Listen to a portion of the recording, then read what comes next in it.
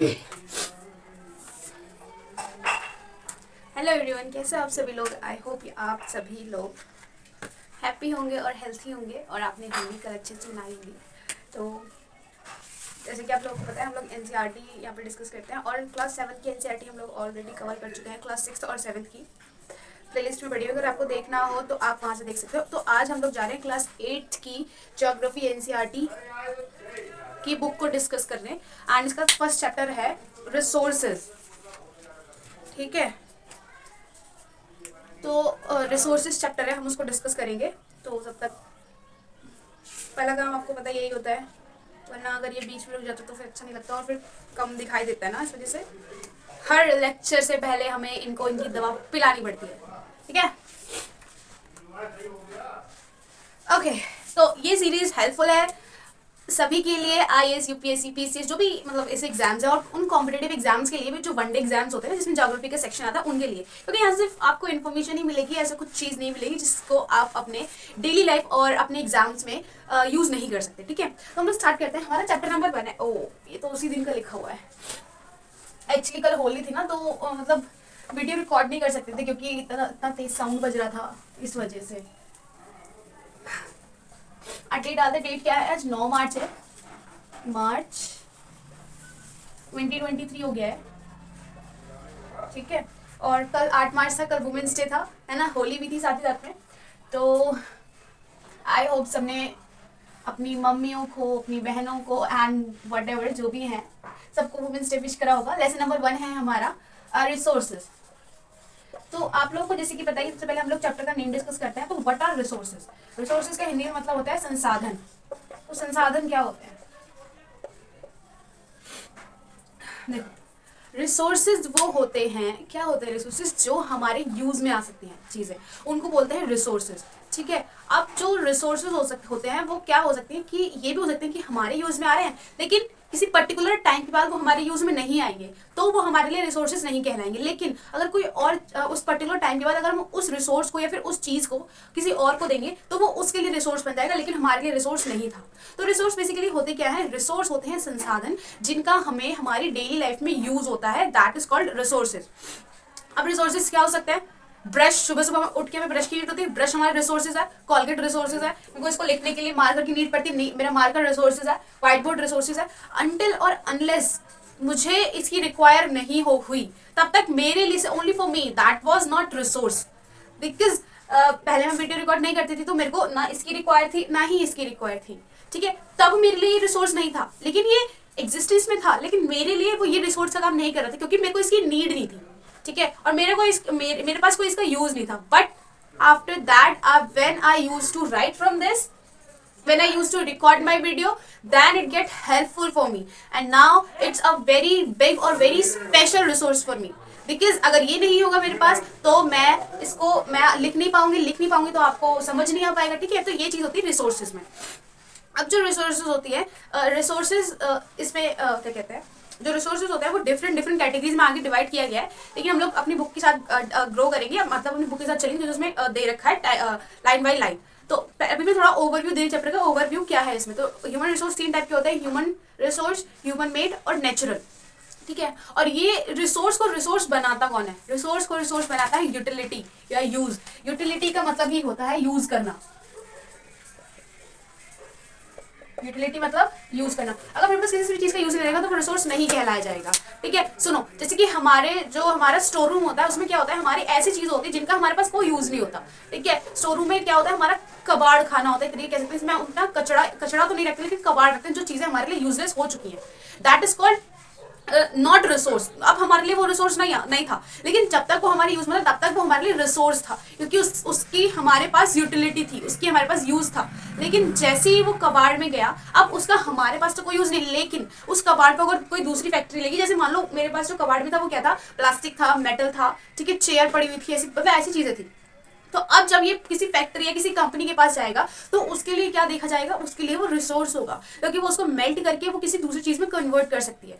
ठीक है, तो ये चीज हो सकती है, किसी एक बंदे के लिए कोई चीज रिसोर्स हो भी सकती है और किसी दूसरे बंदे के लिए वो चीज रिसोर्स नहीं भी हो सकती। तो रिसोर्स डिपेंड करता है यूटिलिटी पे, और किसी की भी चीज को हम रिसोर्स बना सकते हैं इस 2 चीजों के साथ, टाइम और टेक्नोलॉजी के साथ। मानो देखो, आयरन था, हमेशा से था अर्थ के अंदर। लेकिन जब कब स्टार्ट हुआ था ये लोह युग में, आयरन एज में, जब लोगों ने इसका यूज करना स्टार्ट किया। वरना उससे पहले की कितनी सारी चीजें थी, मतलब जो जानवर नहीं, आदि मानव जो थे वो अपना हथियार बनाते थे, औजार बनाते थे, सिर्फ पत्थरों से बनाते थे। उस टाइम पे वो आयरन यूज करते थे, उनकी स्किल और डेवलप हो जाती, वो उनको और अच्छे से खाना मिल पाता, लेकिन उन्होंने नहीं किया। ऐसे ही आदि मानव युग बीत गया, फिर हड़प्पा सभ्यता भी ऐसे बीत गई। उसके काफी बाद आई ये जो लोह युग है, उसके बाद तो सीधे महाजनपद काल स्टार्ट हो गया, मतलब फिर सिविलाइजेशन, नगर स्टैब्लिश होने स्टार्ट हो गए। तो ये चीजें थी, ठीक है। तो अगर ये थोड़ा पहले हो जाता, अगर इंसान को इसकी यूटिलिटी पहले पता लग जाती, तो हम लोग अब आज के टाइम पे हम बहुत ज्यादा डेवलप्ड होते, ठीक है। हमारे पास पता नहीं कैसी कैसी रिसोर्सेज होते, कैसी कैसी टेक्नोलॉजीज होती, क्या पता जो रावण के पास वो जो उड़ने वाला वो था, क्या पता वो हमारे पास होता, है ना। तो ये सारी चीजें हैं। तो किसी भी चीज को दो चीजें जो है रिसोर्स बनाती हैं, एक टेक्नोलॉजी और एक टाइम। टाइम के साथ साथ कोई भी रिसोर्स हो सकता है, उसकी वैल्यू बढ़ भी सकती है और उसकी वैल्यू कम भी हो सकती है। अब कैसे, देखो, जब स्टार्टिंग में जियो ने अपना फ्री का जो नेट, फ्री नहीं कह सकते, स्टार्टिंग में जब हमारे यहाँ पे इंटरनेट आया था, पहले तो सिर्फ ऐसे नॉर्मल फोन से सिर्फ फोन कॉल्स होता था, इंटरनेट की कोई वो नहीं था। तो जब स्टार्टिंग में जब इंटरनेट आया था, तो किसी को भी इतना ज्यादा क्रेज नहीं था, किसी को पता नहीं था, कह सकते हैं। तो उस टाइम पे ये जो रिसोर्स था, वो रिसोर्स तो था, लेकिन उसकी कोई ज्यादा यूटिलिटी नहीं थी, ठीक है। तो उसका हमें ज्यादा पता नहीं था कि ये ऐसी चीज भी होती है। लेकिन आज के टाइम पे ये सबसे ज्यादा इंपॉर्टेंट रिसोर्स है हमारे लिए। अगर ये नहीं होगा तो कुछ भी नहीं है आज के टाइम में, ये कह सकते हैं हम, ठीक है। एक बार को हमारे पास फोन भी है, लेकिन हमारे पास इंटरनेट नहीं है, then nothing is there in the phone, what we can do with the phone only, okay। हम फोन के साथ केवल कर ही क्या सकते हैं। तो ये चीजें हैं, मतलब इंटरनेट आज के टाइम पे काफी ज्यादा इंपॉर्टेंट रिसोर्स हो चुका है। कैसे, ओनली टेक्नोलॉजी और टाइम की बदौलत। टाइम दिया गया कब, इतना मतलब मेरे ख्याल से ये 2014-15 के आसपास का टाइम है, जब ये सारी चीज़ें इंटरनेट वगैरह ज़्यादा होना स्टार्ट हुआ था, है ना। मेरे दिमाग में उस टाइम पे मेरे को इतना नहीं ज़्यादा पता था, क्योंकि मैं भी छोटी थी। तो ये चीज़ है, लेकिन तब से मेरे को लग रहा है कि हाँ, तभी से ये सारी चीज़ें ग्रो करनी स्टार्ट हुई हैं। तो तब से अब तक ह्यूमन ने क्या किया, अपना उसमें दिमाग लगाया, अपने आइडियाज़ को लगाया, अपनी पूरी एनर्जी उसमें झोंक दी कि हम कैसे इसको डेवलप कर सकते हैं। तब जाके इंटरनेट सर्विसेज प्रोवाइड की गई सभी को, और टाइम लगा उसमें। तो ये सारी चीज़ें हैं, टेक्नोलॉजी और टाइम, ये दोनों चीज़ें किसी भी चीज़ को मोस्ट वैल्यूएबल रिसोर्स आज के टाइम का बना सकती हैं, ठीक है। तो अब हम लोग चलते हैं आगे। हमने रिसोर्स और यूटिलिटी दोनों चीज़ें डिस्कस कर लिया। अब हम लोग देखते हैं आगे इसमें क्या दे रखा है। वैल्यू, किसी भी चीज़ की वैल्यू जाती है, दैट इज कॉल्ड वैल्यू, या। तो अब इसमें एक चीज दे रखी है, इकोनॉमिक वैल्यू। इकोनॉमिक वैल्यू क्या होती है, देखो,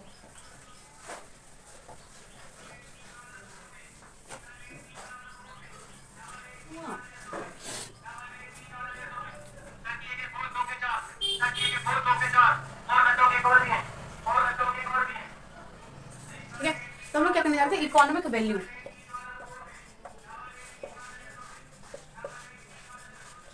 economic value of any resource, इसका क्या मतलब होता है।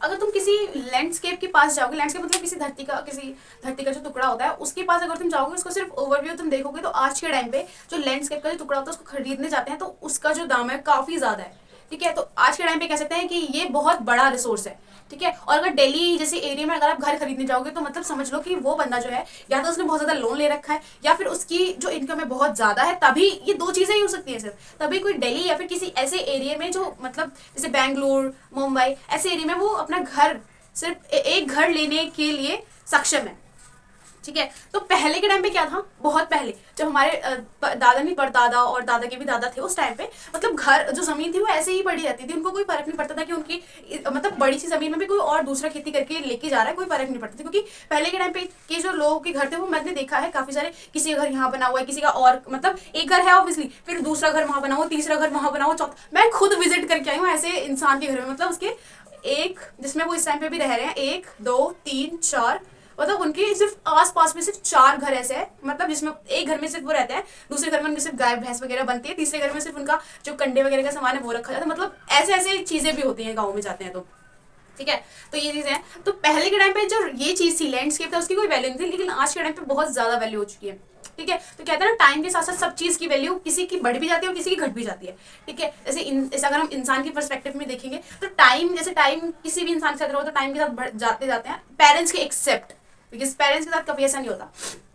कोई अदर इंसान मान लो, अगर किसी भी इंसान के साथ ज़्यादा टाइम तक रहते हैं हम लोग, तो हमारी वैल्यू जो होती है उसके सामने लो हो जाती है, ठीक है। फिर वो सोचता है कि चलो, फिर वो अपने हाथ पैर मारने लगता है, फिर सोचता है चलो यार नया इंसान ढूंढता है जिसके साथ हम अपनी आगे की लाइफ स्पेंड कर सकते हैं, ठीक है। तो ये चीज़ें हैं जितना आज तक एक्सपीरियंस किया है, तो ये चीज़ें हैं। अब आगे चलते हैं, हम लोग देखते हैं अपना नेक्स्ट हमारी बुक में देखा टाइप ऑफ रिसोर्सेज। अब रिसोर्सेज किस किस टाइप के होते हैं, हो सकते हैं 3 तरीके के रिसोर्सेज। तो मैंने आपको बताया, एक तो नेचुरल, एक नेचुरल, ह्यूमन मेड और ह्यूमन, ठीक है। ह्यूमन रिसोर्स मोस्ट इंपॉर्टेंट है। अगर ह्यूमन रिसोर्स नहीं हुआ तो नथिंग इज डेवलप्ड और nothing is possible like that of technology. मतलब टेक्नोलॉजी के जैसे कुछ भी नहीं हो पाएगा अगर ह्यूमन रिसोर्स नहीं हुआ तो, ठीक है। क्योंकि ह्यूमन रिसोर्स बहुत ज़्यादा इंपॉर्टेंट है। ह्यूमन ही एक ऐसा रिसोर्स है जिसके पास अपनी थिंकिंग पावर है, जिसके पास अपनी टेक्नोलॉजीज है, जिसके पास अपनी आइडियाज है, जिसके पास अपना ब्रेन है, जो ब्रेन उसका फंक्शन करता है। फंक्शन करने के बाद उसके बहुत सारी चीज़ें डेवलप हो जाती है। जैसे कैसे, अब मैं क्या कर रही हूँ, मैं सिर्फ एक फोन रखा हुआ है मेरे सामने, मैं सिर्फ उसमें कुछ बोले जा रही हूँ, ठीक है। मतलब मैं इसमें सिर्फ वीडियो का जो मेरी जो वीडियो है उसको रिकॉर्ड कर रही हूँ। लेकिन अगर ऐसे नहीं होता, मतलब मान लो कि ऐसा कोई इंसान है, मतलब ये फोन जो है वो किसी ने डेवलप ही तो किया है, अगर ये चीज़ें नहीं हो पाती तो क्या मैं इतनी दूर से आपसे कम्युनिकेट कर पाती? नहीं कर पाती। क्या ये चीज़ें जो मैं ऑनलाइन पढ़ाने की कोशिश करूँ क्या वो पॉसिबल हो पाती? नहीं हो पाती, ठीक है। अब पहले उन्होंने क्या किया, उन्होंने पहले अपना माइंड यूज़ किया उस फोन को डेवलप करने में। अब मैं अपना माइंड यूज़ कर रही हूँ आप लोगों को जो मेरे पास नॉलेज है उसको देने में। मैं ऐसा नहीं कह रही कि मैं आपको पढ़ा रही हूँ, no, I am just saying कि मैं अपनी नॉलेज सिर्फ वीडियो में रिकॉर्ड करके सिर्फ इंटरनेट पे सर्व कर रही हूँ, उसको सर्व कर रही हूँ बस, और कुछ नहीं। I am not studying you, I am not teaching you, okay. तो ये चीज़ें हैं। तो अब आते हैं हम लोग नेचुरल रिसोर्स पे। अब नेचुरल रिसोर्स इन्होंने क्या कर रखा है, नेचुरल रिसोर्स वो रिसोर्स होते हैं जो हमें सिर्फ नेचर से मिलते हैं, ठीक है। एयर, वाटर एंड लैंड, ठीक है। ये सारी चीज़ें जो है नेचुरल रिसोर्सेज हैं। और जो नेचुरल रिसोर्सेज हैं वो क्या होते हैं, उनको 2 कैटेगरी में बांट सकते हैं हम। एक तो जो बिल्कुल खत्म हो सकते हैं और दूसरे जो खत्म नहीं हो सकते, जैसे कि एयर, वाटर, लैंड। ये तीनों रिसोर्स ऐसे जो कभी भी खत्म नहीं हो सकते। ऐसे क्यों? क्योंकि एयर हम एक बार सांस ले लेते हैं, क्या वो खत्म हो जाती है? नहीं खत्म होती। वो क्या होती है फिर, वो अगर हमने ऑक्सीजन लिया, ऑक्सीजन क्या करेगा, ग्लूकोज को तोड़ेगा हमारी बॉडी के अंदर जाके, फिर वो कार्बन डाइऑक्साइड में कन्वर्ट हो जाएगा। कार्बन डाइऑक्साइड में कन्वर्ट होने के बाद वो बाहर निकल के जाएगा। बाहर निकलने के बाद फिर वो जाएगा प्लांट्स के पास, प्लांट्स उसको ऑक्सीजन में दोबारा कन्वर्ट करेगा, फिर वो हमारे पास आएगा। मतलब ये प्रोसेस हमेशा चलती रहती है। लेकिन 100 सालों पहले या मिलियन सालों पहले जितनी ऑक्सीजन हमारी अर्थ पे पहले थी उतनी ही अब है। 100 सालों पहले, 100 करोड़ साल पहले, कितने भी साल पहले जितना वाटर हमारे अर्थ पे पहले था वो अभी भी प्रेजेंट है। ऐसा हो सकता है कि जो वाटर हमने अभी यूज करा उसको 100 साल बाद अमेरिका को कोई एक इंसान यूज कर रहा हो। ऐसा ये भी हो सकता है कि किसी ये तो खैर पॉसिबल नहीं कि लैंड ऐसे इधर से उधर जाता हो, लेकिन हाँ ये पॉसिबल है कि जो हमने सांस ली, जो हमने उस कार्बन डाइऑक्साइड मॉलिक्यूल को बाहर निकाला, तो ऐसा हो सकता है कि 100 साल बाद दूसरा बंदा जो चाइना में बैठा है, जो जापान में बैठा है, वो ऑक्सीजन गेन कर रहा हो, ठीक है। जो हमने कार्बन डाइऑक्साइड छोड़ी उसके मॉलिक्यूल जाके वहां पे जाके बिखर रहे हो, ऑक्सीजन में कन्वर्ट होकर दूसरा बंदा वहां पे सांस ले रहा हो, ठीक है। तो ये चीज़ होती हैं जो रिप्लेनिशेबल होती है, मतलब हमेशा उनको हम यूज कर सकते हैं। ये कभी भी घटती नहीं है, हमेशा उतनी की उतनी ही रहती है, ठीक है। तो डाल्टन की थ्योरी भी है एक, आई थिंक, कि matter can not be created and nether be destroyed. मतलब मैटर को ना ही हम क्रिएट कर सकते हैं और ना ही हम डिस्ट्रॉय कर सकते हैं। तो ये चीज़ें हैं जो भी अर्थ पे है उसको हम क्रिएट भी नहीं कर सकते और ना ही हम उसको डिस्ट्रॉय कर सकते हैं। आप कैसे? चलो एक लकड़ी के टुकड़े को ले लो, ठीक है। लकड़ी का टुकड़ा लिया हमने, हम सोच रहे हैं कि हमने उसको जला के खत्म कर दिया, तो क्या जला के वो प्रॉपरली खत्म हुआ? सोचो, नहीं, पूरा खत्म नहीं होगा, वो राख बचेगी, उसमें राख बची। राख का क्या किया तुम? उसको सॉइल में, राख को क्या कर दो, फेंक ही दोगे, उसको सॉइल में फेंकोगे ना, मिट्टी में फेंकोगे, तो वो क्या करेगा, वो मिट्टी बन जाएगा। मिट्टी बना, फिर दोबारा से उसके अंदर से उसमें बीज डाला, फिर दोबारा से कोई उसके अंदर से पेड़ डेवलप हुआ। तो ये साइकिल चलती रहती है। ऐसी कोई चीज नहीं है जो हमारी अर्थ पे डेवलप हुई है और वो प्रॉपरली पूरी तरीके से खत्म हो जाएगी। नो, ऐसा कुछ भी नहीं है सिवाय एक्सटिंक्शन के। एक्सटिंक्शन होता है, एक्सटिंक्शन मतलब विलुप्त होते हैं, सिर्फ वो जानवर विलुप्त होते हैं, ठीक है। विलुप्त मतलब उनकी पूरी कैटेगरी खत्म हो जाती है पूरी, क्योंकि उनके पास आगे रिप्रोडक्शन की जो कैपेसिटी है या जो कैपेबिलिटी है, या फिर वो खत्म हो जाती है, या फिर एनवायरमेंट उनकी जैसा नहीं होता, वो खत्म हो जाता है। तो सिर्फ जानवर की कैटेगरीज एक्सटिंक्ट हो सकती है, वो भी प्रॉपर पूरे तरीके से, ठीक है। लेकिन ऐसा नहीं होगा कि जो मैटर है, मतलब जो हमारे आसपास की जो चीजें वो पूरी तरीके से खत्म हो जाए। कैसे? मान लो किसी नोटबुक को या किसी कागज को मैं जला रही हूँ, तो उसका कागज का जो जला हुआ मटेरियल है वो तो प्रेजेंट होगा, वो जाके सॉइल में मिलेगा। अगेन सॉइल मतलब कुछ चीजें हैं जो बच के सॉइल में मिल रही हैं, ठीक है। तो हम ये नहीं कह सकते कि वो जो मैटर था वो पूरे टोटली खत्म हो गया, नहीं, उसका मैटर बचा हुआ है, वो जाके सॉइल में डेवलप, वो जाके सॉइल में मिक्स हो रहा है, ठीक है। तो कोई भी चीज प्रॉपरली खत्म नहीं होती है, ठीक है। इस वजह से ये थ्योरी दी गई थी डाल्टन के द्वारा। अब हम लोग आगे चलते हैं। हमारे चैप्टर में इन्होंने क्या कर रखा है, रिसोर्स को कुछ कैटेगरीज में बांट रखा है, ठीक है। तो देखते हैं वो हमारी कैटेगरीज क्या है। ये लोग रिसोर्स को कैसे कैसे देखते हैं, इनका नजरिया क्या है देखने का, categories of resources. I hope दिख रहा होगा आपको, है ना, विजिबल तो होगा। एक्चुअली आप बोल सकते हैं लेकिन फिर भी मैं पूछ रही हूँ आपसे, पता नहीं क्यों, आई थिंक दिमाग पागल, मैं भी कभी कभी ना आउट ऑफ माइंड हो जाती हूँ ना, इस वजह से। तो कैटेगरीज ऑफ रिसोर्सेज, इसमें क्या क्या दे रखा है, पहला तो उन्होंने दे रखा है डिस्ट्रीब्यूशन, नो मतलब पहला नहीं दे रखा, बुक में पहला नहीं है ये, लेकिन मेरे माइंड में पहला है। तो डिस्ट्रीब्यूशन ऑफ रिसोर्सेज मतलब रिसोर्स का कहाँ कहाँ पे डिस्ट्रीब्यूशन है,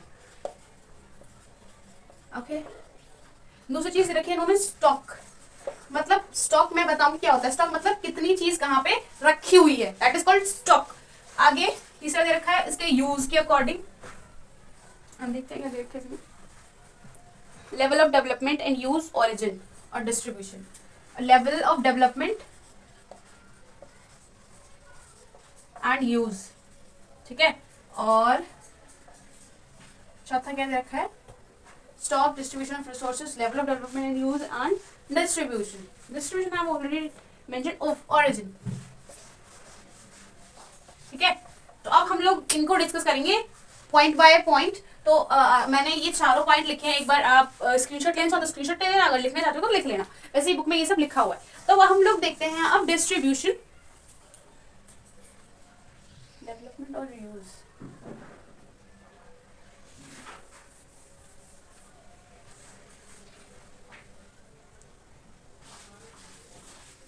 तो हम लोग देखते हैं फर्स्ट पॉइंट को, डेवलपमेंट, सॉरी फोर्थ पॉइंट।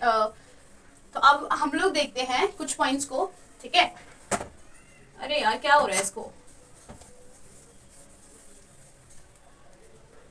तो हम लोग देखते हैं अभी डेवलपमेंट एंड यूज वाले पॉइंट को। डेवलपमेंट एंड यूज मतलब वो डेवलप कैसे हुआ और उसको यूज क्या है। देखो इसकी भी दो कैटेगरी दे रखी है तुम्हारी बुक में, एक तो है एक्चुअल और एक पोटेंशियल, ठीक है। एक्चुअल और पोटेंशियल, एक्चुअल और पोटेंशियल का मतलब क्या है, एक्चुअल मतलब वास्तव, पोटेंशियल मतलब उसकी पोटेंशियल है, उसकी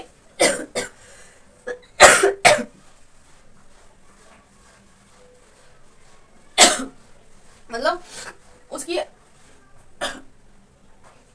उसकी आशंका है कि वो हाँ मिल सकता है हमें। अब एक्चुअल का मतलब, एक्चुअल में भी दो तरीके के रिसोर्स हम देखेंगे, एक तो नेचुरल रिसोर्स जो मैंने बताया, हवा, पानी और लैंड यानी कि भूमि, और दूसरी चीज जो हमें नेचुरल चीजें मिलती हैं जैसे कि कोल, पेट्रोलियम, ठीक है, ये सारी चीजें। तो एक्चुअल में क्या मतलब जो हमारे यूज में आजकल आ रही हैं और हमें क्या क्या है, हमें पता भी है कि उसका यूज क्या है, ठीक है, और हमें पता है कि उसका यूज है, तो वो चीज हमें कहाँ मिलेगी। जैसे कि हमें पता है कि बिजली का यूज है हमारे पास, तो बिजली को बनाने हमारे कंट्री में ज्यादा बिजली को कैसे बनाया जाता है, कोयले से बनाया जाता है, कोयले से मतलब हीट प्रोड्यूस की जाती है, उसके बाद वो भी जो डायनामो वगैरह जो होता है उसको करके फिर वहां से बिजली जो इलेक्ट्रिसिटी है वो प्रोड्यूस होती है। तो हमें पता है कि जो इलेक्ट्रिसिटी है उसका हमारे पास प्रॉपर यूज है, इलेक्ट्रिसिटी का जो रिसोर्स है उसका हमारे पास यूज है, लेकिन हमें ये भी पता है कि जो इलेक्ट्रिसिटी का रिसोर्स है वो कहाँ से डेवलप होता है, वो डेवलप होता है कोल से, कोल को बर्न करने से। तो कोल भी एक रिसोर्स हुआ ना हमारे लिए, लेकिन कोल जब वो मिलता कहाँ से, वो जमीन के अंदर से हमें मिलता है, ठीक है, एक तरीके से वो नेचुरल रिसोर्स है,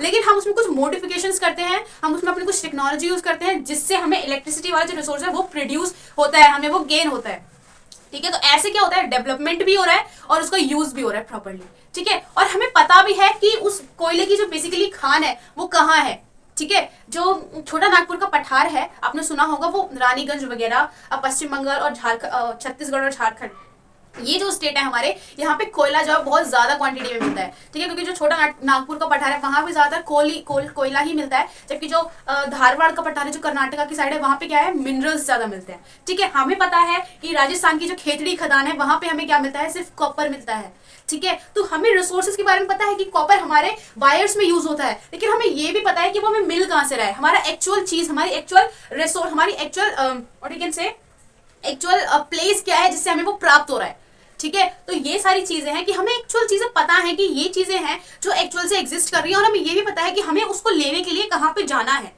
तो ये चीजें जो होती है वो एक्चुअल में प्रेजेंट होती है। वाइल पोटेंशियल में क्या होता है, पोटेंशियल में होता है कि हम आशंका जताते हैं कि नहीं यार वहां पे हो सकती है। कैसे, जैसे कि मैं सोच रही हूँ आज ना मैंने सुना, मतलब ऐसे जैसे र्यूमर टाइप में नहीं होता, जैसे मैं सोच रही हूँ आज ना मम्मी ना आलू उबाल रही है, तो मुझे लग रहा है आज ना मट्ठी के आलू बनाएंगी, है ना। तो ये क्या मैंने सिर्फ सोचा है अभी, लेकिन अगर मैं मम्मी से आके पूछ लूंगी, ठीक है, बिल्कुल कंफर्म हो जाएगा, तो क्या वो पोटेंशियल रहेगा, तो क्या वो आंशिक रहेगा मेरे दिमाग में? नहीं, फिर वो किस में आ जाएगा, फिर वो एक्चुअल में आ जाएगा, ठीक है। तो ये जो इमेजिनरी अभी मट्ठे के आलू मेरे दिमाग में घूम रहे हैं, तो वो फिर पोटेंशियल नहीं रहेंगे, फिर वो क्या हो जाएंगे, एक्चुअल हो जाएंगे। ये मुझे पता होगा कि कितनी नॉर्मली हमारे घर में सिर्फ एक भगोना या पतीला ही बनता है, तो मुझे पता है कि अगर वो चीज बनने जा रही है तो उसकी क्वांटिटी क्या होगी, मुझे पता है कि उसके रिसोर्स क्या है, उसमें क्या क्या डलता है, उसके इंग्रेडिएंट्स क्या है। तो ये चीजें जो होती है वो किसमें कन्वर्ट हो जाएंगी, फिर एक्चुअल में हो जाएंगी। वाई अगर पोटेंशियल के ऊपर है तो हम उसमें सिर्फ आशंका जता सकते हैं कि हाँ इतनी चीज हो सकती है, ठीक है, और उस चीज को बनाने में इतना ही रिसोर्स लग सकते हैं, इतने इंग्रेडिएंट्स, इतनी चीजें लग सकती हैं, ठीक है। अब पोटेंशियल में कुछ चीजें आती हैं जो हमें अर्थ से मिल सकती है, जैसे कि आजकल ही मैंने अभी न्यूज में सुना था कि लिथियम की जो खान है, यानी कि लिथियम जो है वो बहुत सारा कि जो लिथियम की जो क्वांटिटी बहुत सारी हमें किस में मिलने वाली, जम्मू कश्मीर यूनियन टेरिटरी में मिलने वाली है, ठीक है। अब जम्मू कश्मीर यूनियन टेरिटरी हो चुका है, लद्दाख भी यूनियन टेरिटरी हो चुका है, ठीक है। जम्मू कश्मीर पहले एक स्टेट था, तो अब और ये भी क्या है, और इसमें मैं आपके पास में दूसरा एग्जांपल दे रखा है कि यूरेनियम जो है वो ज्यादा लद्दाख में पाया जा सकता है, ये भी क्या है, आशंका जताई जा रही है, ठीक है। तो ये चीजें हैं जो पोटेंशियल चीजों में काउंट की जाती हैं, और जो एक्चुअल चीजों में, जो आई होप ये समझ में आ गया होगा आपको। आगे देखते हैं, एक्चुअल और पोटेंशियल हम समझ चुके हैं। अब इसमें दे रखा है ओरिजिन के बेस पे इन्होंने दो दे रखे हैं, अबायोटिक और बायोटिक। बहुत ही ईजी है, अबायोटिक, एबायोटिक, जैसे वो नहीं होता हिंदी में, क्या होता है वो, जैसे वो विलोम शब्द होते हैं कि जैसे अगर वो नहीं होता, क्या कहते हैं हम, जैसे मान लो हमें काल लिखना है, जैसे किसी का बुरा वक्त आ रहा है तो उसके आगे अ लगा दो तो अकाल हो जाता है, कि मतलब नहीं आएगा बुरा वक्त, है ना। जैसे कुछ भी मतलब शुभ, हाँ, जैसे शुभ लगा दो, उसके आगे अगर अ लगा दो अशुभ हो जाएगा। तो मतलब आ का डिफरेंस है, बस इतने में चीजें अपोजिट हो जाती है। ऐसे ही बायोटिक और एबायोटिक, ठीक है, इनके यहाँ भी बस ए का डिफरेंस है, और वही हिंदी का आ और इंग्लिश का ए बराबर ही होते हैं। तो ये चीजें हैं। तो बायोटिक मतलब कोई जो चीज है वो जब लिविंग होती है, बायो मतलब लिविंग, और अबायो या बायोटिक मतलब नॉन लिविंग मतलब जब कोई चीज जीवित नहीं होती है, ठीक है। अब लिविंग रिसोर्सेज कौन से होते हैं बताओ? लिविंग रिसोर्सेज में एक मैं खड़ी हूँ आपके सामने, मैं भी तो लिविंग ही हूँ, लिविंग बीइंग हूँ, ह्यूमन रिसोर्स हूँ, ठीक है। और नॉन लिविंग, ये फोन क्या कर रहा है, नॉन लिविंग है, बल्कि तब भी मेरे लिए क्या है, इंपॉर्टेंट रिसोर्स है। इंटरनेट नॉन लिविंग है, तब भी मेरे लिए क्या है, इंपॉर्टेंट रिसोर्स है, ठीक है। तो ये होता है बायोटिक। बायोटिक का मतलब लिविंग और नॉन लिविंग का मतलब। I hope you all would be getting what I am trying to say, okay. तो आगे चलते हैं हम लोग। अब इन्होंने दे रखा है रेन्यूएबल और नॉन रेन्यूएबल रिसोर्सेज। अब उसमें ही हम क्या डिस्कस करेंगे, उसमें हम स्टॉक डिस्कस करेंगे। स्टॉक का मतलब पहले बता देती हूँ। स्टॉक का मतलब, स्टॉक होता है ना कि कुछ चीजें जो होती है हमारे पास, हमें पता है कि मान लो कि मेरा घर है ये, मतलब हाँ मेरा घर है, ठीक है। अब मुझे पता है कि मेरे घर में, ये बाहर वाला कमरा है, अब मुझे पता है कि मेरे घर में सिर्फ 100 बुक्स हैं, ठीक है। बाहर वाले कमरे में जो रखे हैं सिर्फ 100 बुक्स है, तो ये मेरा स्टॉक है कि मुझे पता है कि इतनी क्वांटिटी है, ठीक है। मुझे ये भी पता है किसकी कितनी क्वांटिटी, मतलब किस चीज की क्वांटिटी है ये 100, तो 100 किसकी क्वांटिटी है, बुक्स की, तो इसी को बोलते हैं स्टॉक, ठीक है। आगे चलते हैं हम लोग।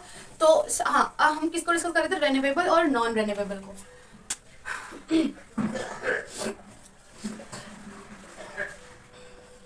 रेन्यूएबल रिसोर्स,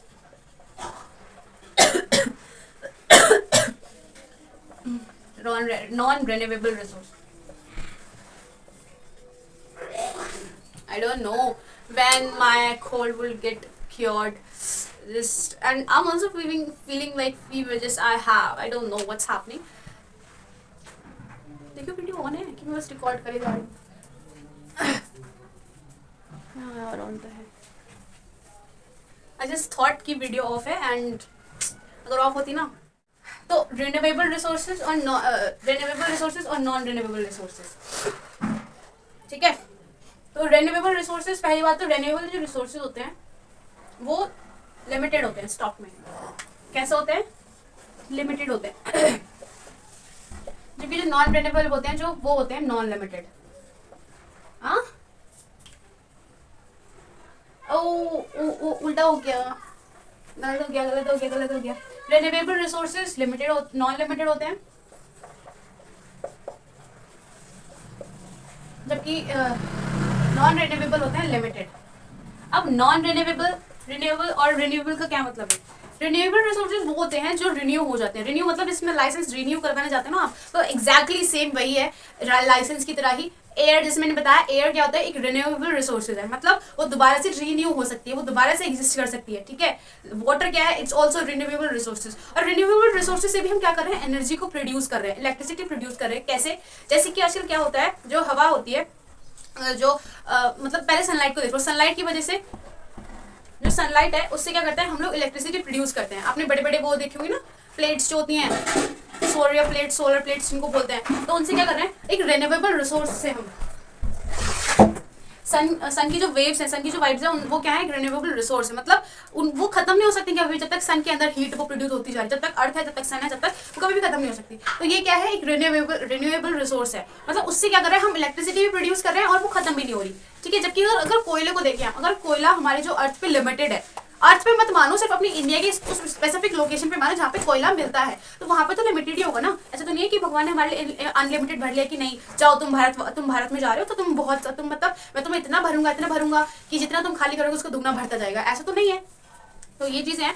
तो कोयला जो है, अगर उससे इलेक्ट्रिसिटी प्रोड्यूस कर रहे हैं तो वो खत्म हो रहा है तो हो रहा है, ठीक है। वो लिमिटेड है, ठीक है। उसको बहुत टाइम लगेगा, उसको लाखों करोड़ों मिलियन साल लगेंगे, तब जाके वो दोबारा बनेंगे। लेकिन जो सनलाइट है वो तो रोज आती है, जो वाटर है वो तो एक ही है, जो एयर है वो भी एक है, वो दोबारा से रिन्यू होकर हमारे पास आ रही है। तो ये होता है रिन्यूएबल और नॉन रिन्यूएबल एनर्जी, ठीक है। तो रिन्यूएबल एनर्जी क्या होती है, नॉन लिमिटेड होती है स्टॉक में, वाइल जो नॉन रिन्यूएबल एनर्जी होती है वो लिमिटेड होती है। एग्जाम्पल्स यहाँ पे लिख देते हैं। रिन्यूएबल मतलब air, water, okay, sun. Now non renewable coal, petroleum, and what was that, natural gas, okay. So let's just move ahead. ओहो, पता है यहाँ पे जहाँ पे व्हाइट बोर्ड टंगा हुआ, पहले यहाँ पे एक मिरर था, मिरर को डिस्प्लेस करके कहीं और लगा दिया गया, अब यहाँ पे हमारा व्हाइट बोर्ड लगा हुआ है। तो रिन्यूएबल और नॉन रिन्यूएबल को हमने डिस्कस कर लिया। अब इसमें आपका दे रखा है ऑन द बेसिस ऑफ, मतलब लोकेशन और ओरिजिन, कहाँ पे कोई चीज प्रोड्यूस होती है, ठीक है। काफी इजी चैप्टर है ये। अब है इसमें दे रखा है यूबिक्विटस और localised on the basis of origin. हमने सारी चीजें डिस्कस कर ली, मतलब जो पॉइंट हमने लिखे थे। अब ओरिजिन के बेस पर हम लोग डिस्कस करने जा रहे हैं। ओरिजिन के बेस पे तुम्हारी बुक में दे रखा है एक word ubiquitous, just watch and tell me the spelling is right or not or wrong. Ubiquitous or localized. अब ubiquitous मतलब क्या होता है? ubiquitous मतलब देशव्यापी, हिंदी में इसका मतलब है देशव्यापी, मतलब जो सारे देशों में, मतलब जिसके पास कोई सीमा नहीं होती।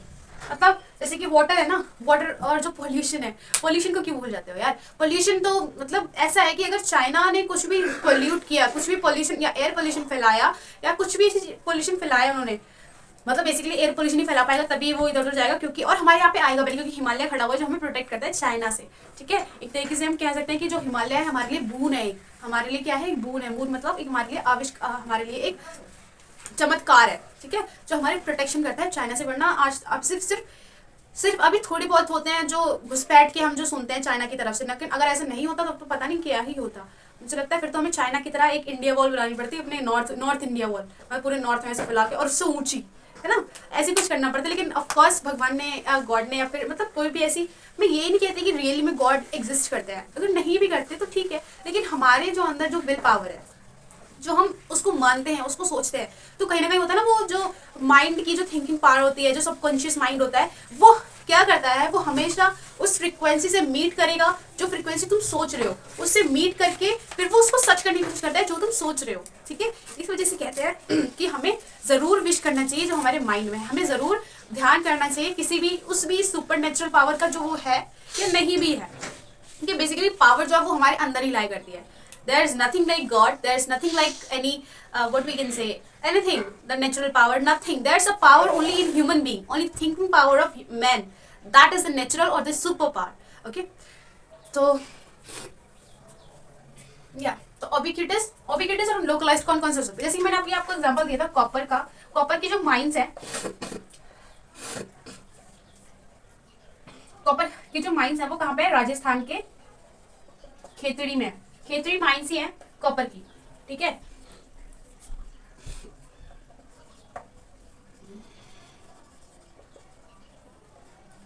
और जो उबिक्विटस है ये एक तरीके से कह सकते हैं हम रिन्यूएबल रिसोर्स भी कह सकते हैं। मतलब यही है, बस नाम एक है, मतलब इंसान एक है, बस नाम चेंज कर दिया है। मेरे को तो यही लगता है, जैसे कि मैं एक हूँ, बस मेरे 2 नाम रख दिए गए, नेहा और सुजाता, है ना। ऐसे कि वो भूमध्य रेखा एक है, इक्वेटर 0 डिग्री लाइन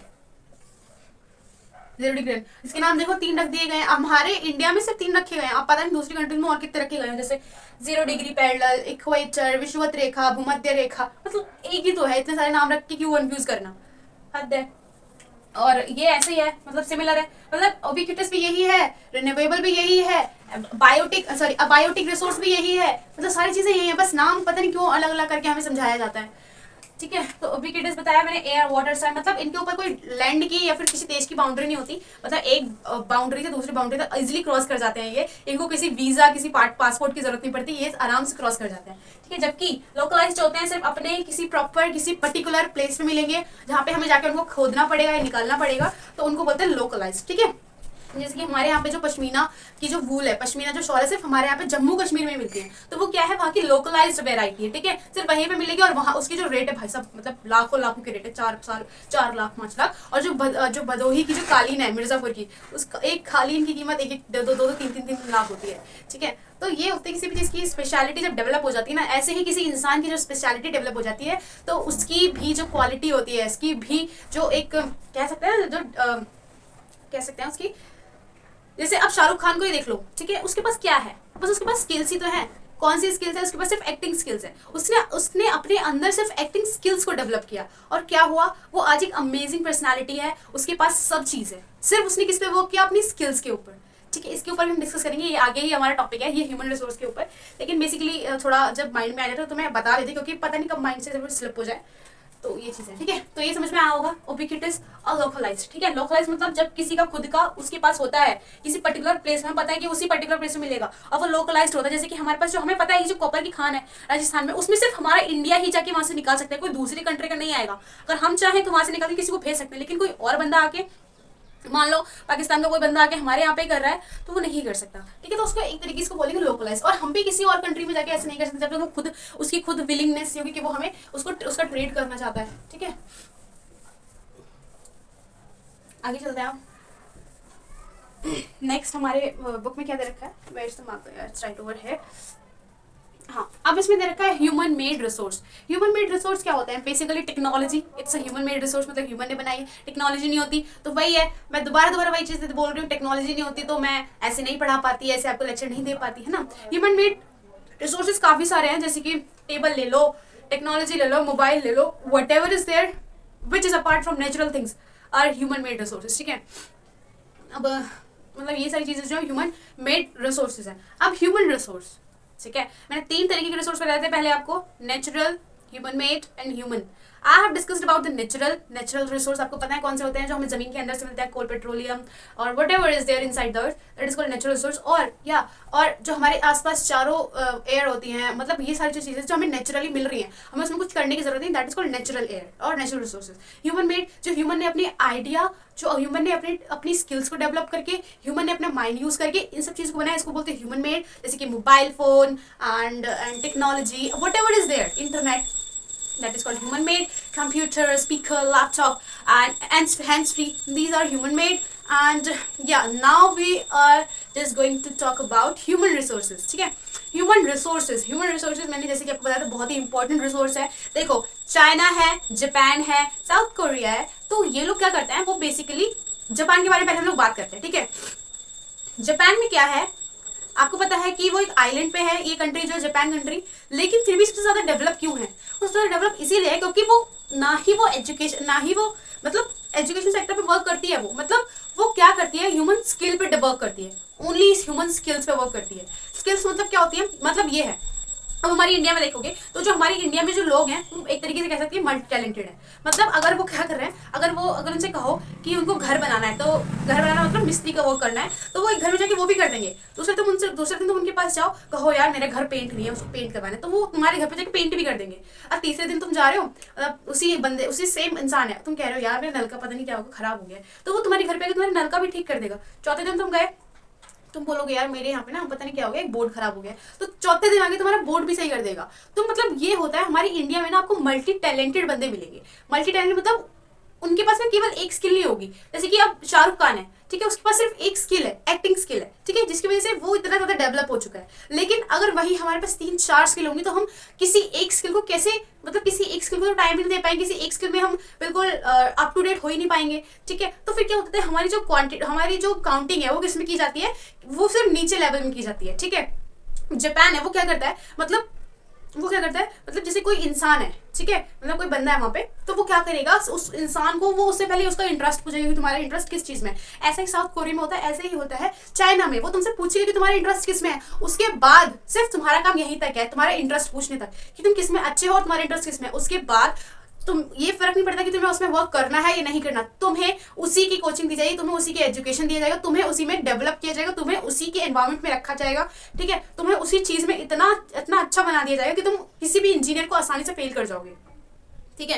तो इसको बोलते हैं स्किल डेवलप करना, अपने ही फील्ड में इतनी ज्यादा नॉलेज होना कि तुम किसी को भी डिफीट कर सको, कोई तुम्हें डिफीट ना कर सके, ठीक है। तो ये चीज होती है, उसके अंदर क्या हुई, अच्छी स्किल डेवलप हुई। अब जब अच्छी स्किल डेवलप हुई तो लोग क्या करेंगे, जो देशों से, दूसरे देशों से लोग सोचेंगे कि हम इसकी कंट्री से लोग को जो है वो हायर करते हैं, क्योंकि इनके जो लोग हैं वो बहुत ज्यादा क्या है, स्किल्ड पर्सन है, ठीक है। तो स्किल आजकल के टाइम पे स्किल बहुत ज्यादा मायने रखती है। और आजकल के टाइम पे जो कंप्यूटर स्किल्स हैं, ठीक है, एडिटिंग स्किल्स है, editing skills are most important in nowadays, okay. तो क्योंकि आजकल क्या है, इंटेलिजेंस का जमाना है, तो ये चीजें हैं। तो टाइम के साथ टेक्नोलॉजी और रिसोर्सेज दोनों चेंज होते रहते हैं। तो हमें क्या कहता है, वो जो एक लाइन है ना, one thing is permanent that is change.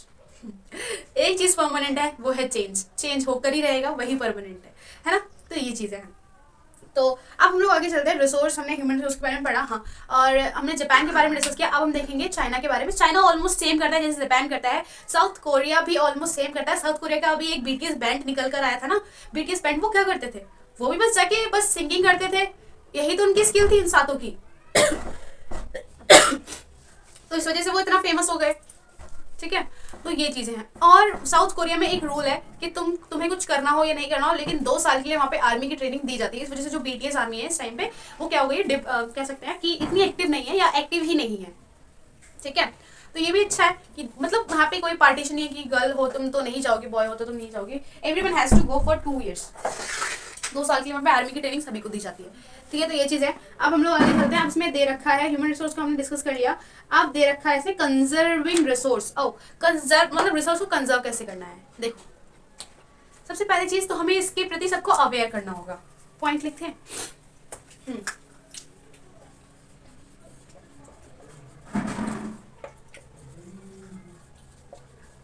Conserving resources, सबसे पहले तो हमें अवेयरनेस फैलानी होगी, ठीक है। अब हमारे लिए तो ये लाइट जो जल रही है ये भी रिसोर्स है, हम पंखा चलाते हैं वो भी रिसोर्स है, ठीक है, पानी चलाते हैं, समर चलाते हैं वो भी रिसोर्स है। तो हम इसको कंजर्व कैसे कर सकते हैं, तो कंजर्व करने का बस एक ही मेथड है, अवेयरनेस करना, अवेयरनेस फैलाना। अवेयरनेस कैसे फैलाना, जैसे कि मान लो होली के टाइम पे ज्यादा होता है, मतलब फेस्टिवल के टाइम पे नॉर्मली ये सारी चीजें ज्यादा हो जाती है, क्योंकि फेस्टिवल के टाइम पे सब लोग आते जाते हैं, तो मतलब ये सारी चीजें बहुत ज्यादा क्वांटिटी में हो जाती है। तो जब मान लो हम लोग इस रूम में नहीं है, ठीक है, तभी इस रूम की लाइट जले जा रही है, तो हम क्या करेंगे, इसको ऑफ कर सकते हैं। इससे क्या होगा, जो लाइट हो रही है, जो इलेक्ट्रिसिटी जो प्रोड्यूस हो रही है, हम क्या करते हैं, उसको कंजर्व कर सकते हैं, उसको बचा सकते हैं। ऐसे ही पंखा चले जा रहा है, रूम में कोई नहीं है, तो हम पंखे को ऑफ करके इलेक्ट्रिसिटी अपनी बचा सकते हैं, क्योंकि इलेक्ट्रिसिटी भी कहीं ना कहीं से बन के आ रही है, वहां पे भी जो रिसोर्स है वो कम हो रहा है, वो खत्म हो रहा है, तब हमें मिल रही है, ठीक है। तो यही चीज़ है, हमें अवेयरनेस फैलानी पड़ेगी। अगर पानी का नल खुला हुआ है तो उसको बंद कर दो, इलेक्ट्रिसिटी और बिजली का मतलब ये बिजली कहीं जल रही है तो उस लाइट कहीं जल रही है तो उसको बंद कर दो, पंखा चल रहा है फालतू में उसको बंद कर दो। और हाँ, अपनी अर्थ को प्रोटेक्ट करो, पेड़ लगाओ, पेड़ लगाओगे तो ऑक्सीजन जो है वो ज़्यादा बनेगा, तो हम अच्छे से सांस ले पाएंगे, प्योर ऑक्सीजन हमें मिल पाएगी, है ना। तो ये चीज़ें हैं। और एक चीज़ जो मेरे माइंड में आती है हमेशा, मतलब मैं सोचती हूँ ना, जब भी मतलब मैं काफ़ी सारी चीज़ें सुनती हूँ कि जो आजकल अनएम्प्लॉयमेंट है, बेरोजगारी है, उसको हम कैसे दूर कर सकते हैं। तो इसका भी एक बहुत अच्छा तरीका है, अगर हम इन रिसोर्सेज को यूज़ कर सके। कैसे, जो हमारे आसपास जो गाय वगैरह हैं जो ऐसी घूमती रहती हैं, उनका मतलब एक तरीके से कह सकते हैं उनकी जो लाइफ है बहुत ही बुरी है, क्योंकि वो क्या करती हैं, कचड़े में जाके वो खाना वगैरह खाती हैं, ठीक है। हमारे यहाँ पे कचड़ा घर ट्रैवल करके, मतलब हमारे घर से थोड़ा दूर एक कचड़ा घर बना हुआ है, तो वहाँ पे मैंने देखा कि काफ़ी बार जो गाय होती है उनका झुंड जाता है वहाँ खाने के लिए, कचड़े में से खाना ढूंढने के लिए, और वहाँ से भी वो लोग उनको मतलब इतनी बुरी तरीके से मारते हैं, मतलब कचड़े में से भी जब वो खा रहे हैं तो इंसान उनको वहाँ पर भी मारते हैं, क्योंकि वो कचड़ा वहाँ पे उठा रहे होते हैं, तो उनको भगा देते हैं वहाँ से। तो इतनी बुरी हालत होती है यहाँ पे गायों की, और जो मतलब जो फालतू कुत्ते होते हैं और जो बिल्ली वगैरह होती हैं।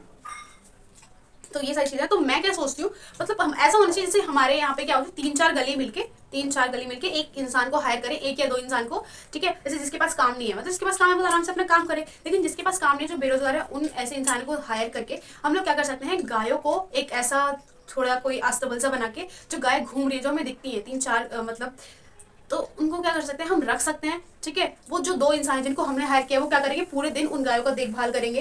देखभाल करने के बाद जो तीन चार जो गली हैं, उनके जो घर है, वहां से 100 रुपए या फिर 200 रुपए, जितने भी रुपए फंडिंग की जाए, तो वो उस इंसान को दी जाए एज अ, जैसे उसको उसकी पेमेंट भी मिल रही है, और उसी पेमेंट में से मतलब एक्स्ट्रा पैसा दिया जाएगा, तो उसमें से वो उसके चारा वगैरह जो भी उसके गाय के इंपॉर्टेंट के लिए, गाय की फीड के लिए होगा, जो गाय को उस टाइम पे जरूरत होती है, उसको वो दी जाए, ठीक है। उसके बदले वो जो उस गाय का दूध होगा, ठीक है, जो प्योर दूध होगा, वो हमारे मतलब जिन तीन चार गलियों ने उनको प्रोवाइड किया है, ठीक है, उनको उनके घरों को वो प्योर दूध प्रोवाइड कराएगा। तो इससे सबका फायदा एक तरीके से, और किसी पे भी किसी एक घर पे ज्यादा बर्डन नहीं पड़ेगा, क्योंकि 500 रुपए किसी एक घर को जा रहे हैं सिर्फ दूध के लिए, तो ये मतलब किसी एक इंसान को जा रहा है सिर्फ एक घर से, सोचो कितने, सिर्फ तीन चार गली में कितने सारे घर होंगे, तो एक उस इंसान का मतलब एक तरीके से कह सकते हैं कि उसको जॉब भी मिल गई, और जो गाय घूम रही थी उनको भी एक अब एक अच्छी लाइफ मिलने लगी, और जो इंसान थे उस गली के मतलब उनको प्योर दूध भी मिल रहा था, तो उनको प्योर दूध भी मिलने लगा। तो ऐसे मतलब मैं सोचती हूँ कि तीन चार गली का स्लॉट करके मतलब सारी जो कॉलोनी है वो ऐसे कर ले, तो मतलब सबका ही फायदा है इसमें। तो ये मैंने तब सोचा था जब मैं मतलब काफ़ी ज़्यादा सोच रही थी कि कैसे बेरोजगारी को कम कर सकते हैं, कैसे ये सारी चीज़ें कर सकते हैं, तो ये कभी कभी माइंड में आते हैं सारी चीज़ें, तो सोचा आपके साथ शेयर कर दूँ। तो ये चीज़ है, ठीक है। हाँ, अब ये हमारा चैप्टर खत्म हो चुका है, तो इस तरीके से हम अपने रिसोर्स को भी प्रॉपर्ली यूटिलाइज कर पाएंगे, ठीक है। गाय भी ऐसे जो जानवर है, ये सारे जानवर भी हमारे लिए रिसोर्स बन सकते हैं, तब जब हम अपना आइडिया लगाएं, तब जब हम अपना दिमाग लगाएं, ठीक है। जैसे मैंने अभी लगाया सोचने में, आप भी लगाओ, अपने एरिया के जानवरों को बचाओ, ठीक है। तो क्वेश्चन आंसर देखते हैं, क्वेश्चन आंसर को डिस्कस करते हैं। What are resources distributed unequally over the earth? Resource why मतलब रिसोर्स जो है वो अनइक्वली क्यों डिस्ट्रीब्यूटेड होते हैं अर्थ पे? इसलिए होते हैं क्योंकि भगवान जी ने कहा अगर किसी एक को दे दूंगा तो फिर वो तो राजा रानी बन के बैठ जाएगा पूरी दुनिया का, फिर तो भाई जो गरीब लोगों को उनको कुछ देगा ही नहीं। ऐसा कुछ नहीं है, क्योंकि हमारे यहाँ पे क्योंकि अर्थ पे क्या होता है, डिफरेंट रीजन पे, डिफरेंट जगह पे डिफरेंट वॉल्केनिक एक्टिविटी होती है, डिफरेंट तरीके की मूवमेंट देखी जाती है। तो इन मूवमेंट की वजह से ही तो जो पत्थर होता है वो सोना बनता है, ठीक है। बेसिकली वो पत्थर ही होता है जो सोना बन के निकल के आता है। क्यों? क्योंकि उस पर प्रेशर दिया जाता है, ठीक है, उसको एक टेम्परेचर दिया जाता है। तो ये चीजें हैं, तो जहाँ पे ये सारी चीजें ज्यादा होती है तो वहाँ पे जो मिनरल डिपॉजिट है वो ज्यादा पाए जाते हैं। तो ये चीजें हैं। ऐसी रियल लाइफ में एग्जिस्टेंस होगा, अगर जो इंसान ज्यादा घिसा होगा वही इंसान एक बार फ्यूचर में सोना बन के या डायमंड बन के उभर के आता है। What is resource conservation? Resource conservation बताया मैंने, रिसोर्स को प्रोटेक्ट करना। Why are human resource important? Human resource क्यों इंपॉर्टेंट है? क्योंकि ह्यूमन रिसोर्स होगा तभी जो सारे रिसोर्स है, natural resource, renewable resource, non renewable resource, biotic resource, non biotic resource, सारे रिसोर्स जो होंगे जो हैं वो तभी यूजेबल होंगे जब ह्यूमन रिसोर्स प्रॉपर्ली अपने माइंड को डेवलप करेगा, अपने आइडियाज को ग्रो करेगा। तो इस वजह से ह्यूमन रिसोर्स इंपॉर्टेंट है। What is sustainable development? Sustainable development, हाँ, सस्टेनेबल डेवलपमेंट बहुत ज्यादा इंपॉर्टेंट है। सस्टेनेबल डेवलपमेंट का मतलब होता है कि मतलब अपनी जो प्रेजेंट की जो नीड है उसको तो हम कैरी कर रहे हैं, लेकिन हम फ्यूचर की जो आने वाली जनरेशन है उसके लिए भी सोचकर उस चीज को प्रोटेक्ट कर रहे हैं, ठीक है। अब जो हमारे सस्टेनेबल डेवलपमेंट गोल है वो कितने 17 गोल है। उन गोल्स में क्या लिखा हुआ है कि हम गरीबी को मिटाएंगे, जेंडर इक्वालिटी लाएंगे, नेचुरल प्रोटेक्शन करेंगे, और मतलब ह्यूमन बीइंग हो या natural being, what ever is living being, सबको इक्वल स्टेटस दिलाएंगे, मतलब इक्वल प्रायोरिटी देंगे, चेरिश करेंगे सबकी लाइफ को। तो ये सारी चीजें जो सस्टेनेबल डेवलपमेंट में आती हैं। तो आई होप ये आपको चैप्टर समझ आएगा। And if you like this chapter और आपको ये चैप्टर समझ में आएगा तो आप लाइक कर सकते हो और कमेंट भी कर सकते हो। अगर आपको ये वीडियो अच्छा लगा तो कमेंट करके बता सकते हो कि मतलब कौन सी चीज़ जो है वो समझ आई, कौन सी नहीं आई। और thank you so much for watching the video, and we will meet in the next video. Till then, bye bye. Till then, keep learning, keep studying, keep growing, and keep